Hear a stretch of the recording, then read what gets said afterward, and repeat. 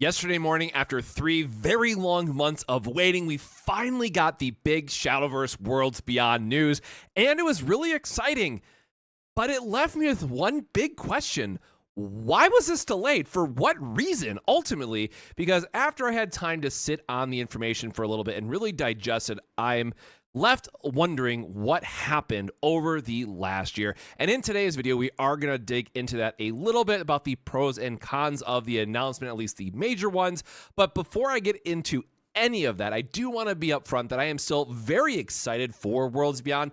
The engine update is absolutely gorgeous. All the new leader designs are peak. They got some really nice new voice actors for all the crafts and leaders. It's really going to be great. And the new engine is just it's so beautiful. Some of the animations, I'm sure this little quick video that I got off the pre-reg website is not doing it justice, but again, I cannot wait to see this in its full glory later this year in June. So yes, it is going to be a June release. I know a lot of us are really hoping for a little bit of an earlier timeline, but we did get a quick rundown of some new stuff like Super Evolve, which is really great. I do like the changes that they're making, and I'm not going to dig into every single update that they did in the video. By the way, the internet works. I'm sure someone would have recapped all of this, or you might already be aware, but I do want to talk about some of the challenges that I do foresee with the game itself and some things I do hope to see improve before the June launch. Now, we are a few months away, so there's plenty of time for Cygames to address a lot of this, but I do think there are some pretty big pitfalls that could potentially really ruin the momentum that this game has on top of other industry challenges for those that are playing both physical and digital card games. Now, I do know that the mobile market is forever growing, and there's a lot more people who are likely to check it out for just being a free-to-play card game, but I do want to see Shadowverse kind of grow and be a much bigger game in the West, and I have to wonder how much more are they going to put into it, or will the West unfortunately be left as kind of a second thought again? So with that out of the way, let's dive in. So first and foremost, yes, we do have to acknowledge that there was a language cut for support. So again, a lot of this is going to be talking about what happened or wondering what happened over the last year when we do start to see things like language support being cut. That is pretty important to a game's rollout, especially, and again, be living in North America and thinking about the physical TCG side of this a lot, as this channel is primarily physical trading card game content. A lot of times we do see concerns about language availability, right? One of the very well celebrated topics right now is having games that are launched simultaneously worldwide and also multiple languages if they can support it. Again, I have to give the major shout out to One Piece and Bandai, who just recently announced their simultaneous launches and also rolling out additional language support. What it means to be a global trading card game, they're really setting that standard for how things should be approached going forward. So when we found out that French, German, Italian, and Spanish were all cut, that was kind of heartbreaking. Again, we were delayed by over a year for this game to launch, so that is ample time for things like translations to get in place. Now, maybe there were things like additional sets, the backlog just got too, burdensome, and they weren't able to provide the same level of polish that they really wanted to, given the accelerated set launch schedule, which we'll talk about shortly. But again, it does still beg the question, how did this kind of slip when it was something that was already established for multiple years in Shadowverse, right?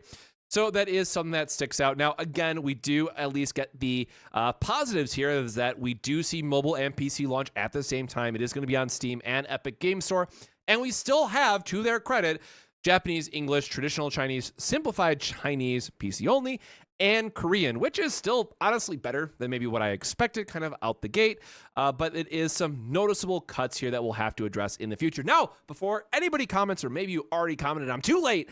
Yes, this is something that they can add later. I understand that this is a Band-Aid fix that eventually, I'm sure, will get implemented into the game.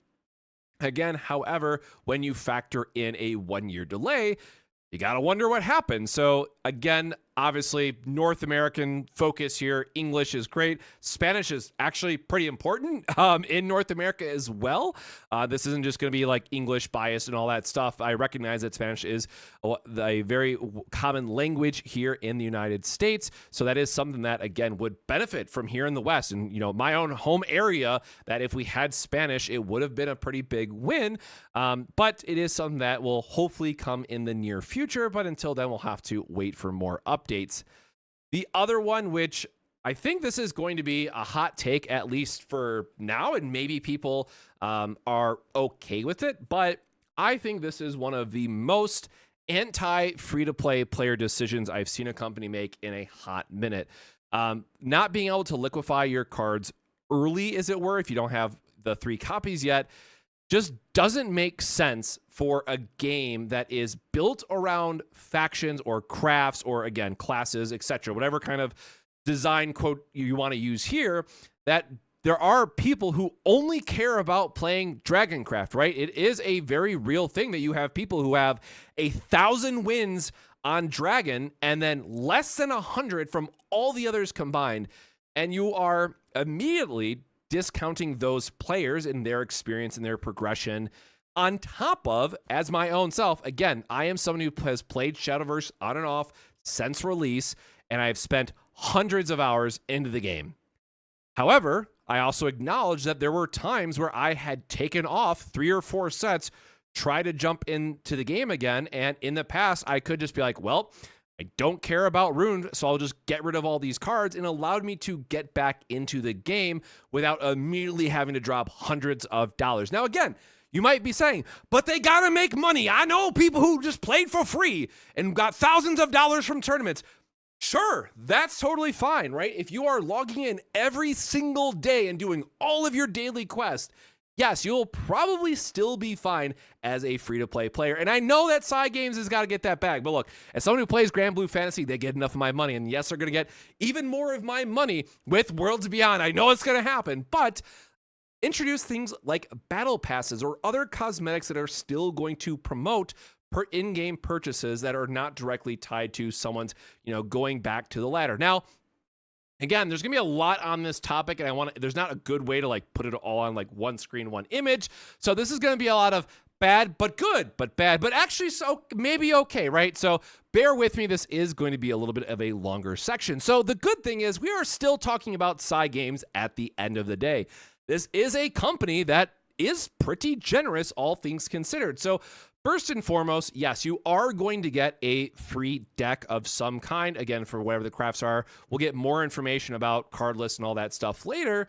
But one, I'm sure the quest will be easy enough to complete where this is obtainable by, 99% of players. You can never say 100%, obviously. But the other thing I really want to acknowledge is that we are getting some absolute bangers for the first set.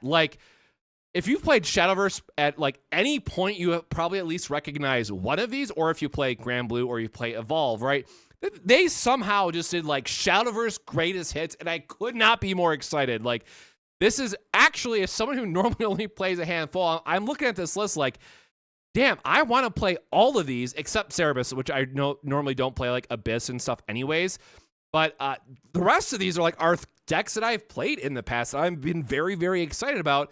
And I have my sleeves over there. But for anyone that knows one of my favorite characters of all time, we have Kuan, and they are front and center. We are getting this. It's so crazy. And the animations that we saw, which it was just that one short animation, but I'm going to cling on to that for my dear life until I finally get to see them in-game again. But Kuan is coming home, and I could not be more excited.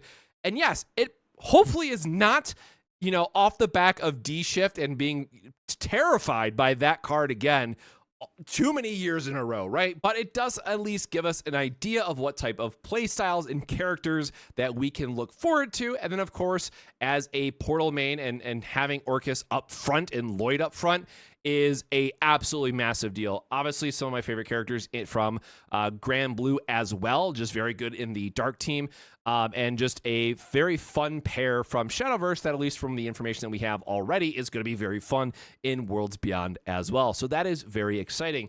Also, a note here just for free cards and other stuff like that, we are getting a free card pack daily. So this is where we can talk about like the impact of Pokemon Pocket and seeing the, hey, keep people logging in aspect. But it is nice that we at least get a free pack, right? I'm sure there'll be additional packs for like completing your daily quests, getting some in-game currency and buying packs that way. Like that is all still expected. But just a login, get to open something for fun, yeah, that will probably keep people coming back and being really excited to play. The downside now, again, bad, good, good, bad, bouncing back and forth. And this is going to be a double-edged sword depending on who you talk to. But again, I want to focus on more of a like free-to-play friendly acknowledgement, and you're just like, not super competitive player, right? Because for any good card game and community, you do want to have a avenue that brings in new players. And they announced, at least for the first couple sets, we're going to have a super sonic card release schedule. And on one hand, right, there's only so many free packs that you can get in a month before a brand new set, 100 plus cards or whatever it ends up being, drops, and you're like, oh my god, what happened to my deck? Is it all upgraded or not? Now, the good side of this from a competitive standpoint is anyone that's played a new TCG at least once or twice, you probably already know by now the first couple sets are kind of boring because there's just not enough cards in the pool yet.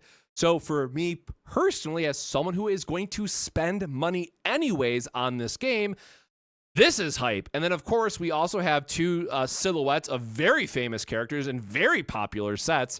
And technically, we already have seen Orcus. So, Feline being a silhouette here is a shock to nobody. But then also Omens is coming. We're going to get Lashena in August. Like, Portal mains are on cloud 9. So again, I might be a little bit biased. We got the main character. We're getting Lashena and Orcus early on. Like, just very fun archetypes. Like, Omen of Destruction is one of my favorite decks ever in Shadowverse, both digital and evolved. So again, I'm super excited as someone who is going to be playing a lot and wants to dig into this.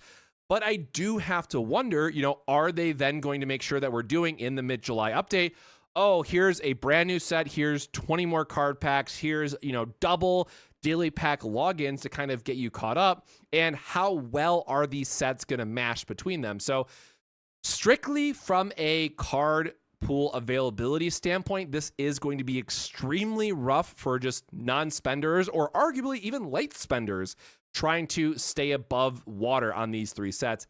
However, it does remain to be seen, to maybe give Cygames a little bit of credit, how well each of these will be balanced and or play off the previous set. We might just see evolutions of decks over the first 3 months that are slowly getting new cards added in, and then new archetypes come online within each craft, right? So there's a couple different ways that they could do this, and we have to wait and see which direction they go. But this is, again, something that I have to take a pause on because I do worry about what this might do for the onboarding experience for newer players. Now, for newer players, a positive again, and it really just goes to show that at least Cygames is thinking about this a little bit more, is that there is going to be an AI tool to help players understand Shadowverse and really lean into the game. Now, of course, this is just going to be for CPU battles, but it also does offer up a opportunity that if players are wanting to try a new craft that maybe they've never tried before, or even just a new archetype, in theory, so again, a little speculation here, but if Cygames keeps this updated enough and allows players to try out decks like the decks that they usually sold like in the shop in Shadowverse, if they offered those as trial options for people to go against the computer and get a feel for it before they either buy it or try to build it out, I think that would be absolutely huge. One, you're encouraging people to go outside of their craft comfort zone, if you will. And two, it's just a very easy selling point for them to potentially make more money if they then go to the shop and be like, hey, here's that exact deck that you practiced. Now you can pick it up, buy it, and take it into ranked, or, just do your daily quest, whatever it might be. Or again, however you want to engage with the game. I do see this as a potential huge win. And by no means is Shadowverse like an overly complex or challenging game to pick up. Obviously, one that's more difficult to master with the tempo assigning and how to use your evolve and now super evolve and stuff like that. But I still think it's important enough to give some type of content for new players to be able to jump into. And also like the puzzles, I guess, from Shadowverse. I just gotta give a random reference to that. You know, there were other tools that were put in place, and I know that when I was talking to a few people about this as well, they were talking about in Shadowverse Flame, I think it was called, whatever the Switch game is, they had something like this. But again, it's really important that this isn't just something that they put in at launch. You have your, 7 different decks, and that's it, right? This is something that they definitely need to evolve over the course of the game and continue to build it up. That I think could be a massive, massive success for them overall. Now, again, the downside, and this is kind of beyond the new player experience, but something that I don't think a lot of people cared about ultimately, to be fair, and that's totally understandable. But again, goes back to the question of why was this delayed a year and then we're scrapping major parts of the game? Now, full stop, that sentence is one idea, but I also want to acknowledge that I love the new vision. I think this new quick teaser that they've put up is absolutely amazing. There was also a part on the pre-reg website where they said that it will be able to use to host online tournaments. And if you look at the promotional video and just pause it at various times, it does seem like 100 people can be in a same lobby, let's just call it that, or same park, right, at the same time. And there's also a massive screen that you can watch battles on. This is way better than what they had planned previously, but that again leans into how much are they really going to use this. And it is something that we've seen out of the Grand Blue fighting game where they have the Fallout guys mode and all this other stuff. So they could still expand on this in the future. I do have to, this is both a pro and a con at the same time. We have to see where it goes from here, but this is another part when we think about new player experience and engaging in a more casual and social atmosphere, which is really important for building up card game communities and just overall. This new direction does seem great, but it still does need to be nurtured in a way that is still getting updates and making sure that they're engaging with it. So I think this would be really cool, trying to link it back to Shadowverse for their Grand Prix style of events and tournaments that they do, which for people that don't know, basically it's broken up into 3 different stages. On any given stage, you have to win 5 battles in a row, or 5 battles total, I guess I should say. It also depends on the day, how many attempts you get, except for the last day, the finals, you only have to win 3 battles. But long story short, it's just a mini tournament that you can sign up for, play your games at your own leisure. You just have to complete them by whatever the end date, end time was for that specific stage, right? And then if you get enough wins, you go into Group A. If you don't get that many wins, you go into Group B, and it's a flow chart like that, right?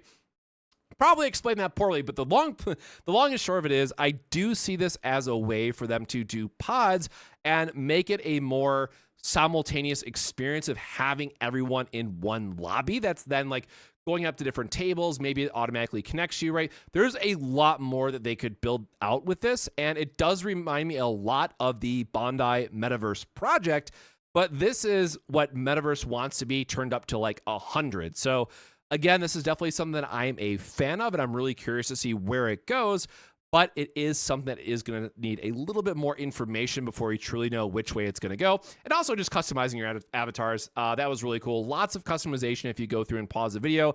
I think that's all splendid. Obviously, there's an opportunity here for them to do, advanced leader skins in the future for if you open up that rare leader card in your random digital pack, then you can get their avatar for the lobby. Hopefully they do something similar like that. In the Grand Blue versus Rising, there was just a ton of different avatars you could pick from. And also we did see from some of the frame-by-frame stuff that there are quite a bit of customization options, just for your own character. So there's going to be at least that from the start. So this is definitely something that has gotten a lot of love. And the other really awesome thing, and if you caught my TCG, 3 new TCGs that are coming out this year, so going up to a total of 11 new card games this year, the Cookie Run brain rot has stuck with me, and I cannot stop thinking about how Cookie Run TCG puts premium currency in their booster boxes to go into their gacha game. And I refuse to play the gacha game because I know if I like it, I'm going to have to play Cookie Run TCG, and I'm not going down that hill right now. I'm not going into that pit. I'm going to stand strong and wait for Worlds Beyond and other card games later this year. But I was super excited to see this update around the Step Up purchase bonus for Shadowverse Evolved and Shadowverse Worlds Beyond. Now, there was also another promotion, which I talked about in my previous video, that we got more information on. That's just, hey, here's a starter deck. So there's going to be cards from Worlds Beyond in Evolve and vice versa, and you get the leader card.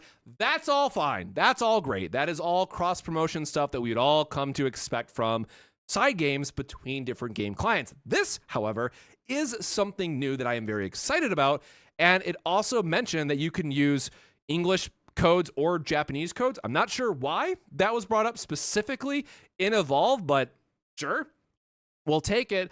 But we don't know what the rewards are just yet. However, this is for, again, someone who's either already invested in Evolve just to get a little bit extra, or this is a way for someone who is maybe in Evolve but not in Worlds Beyond. They can sell the promo codes, get them for cheap, and I have to imagine it's going to be some number of bonus packs that we get.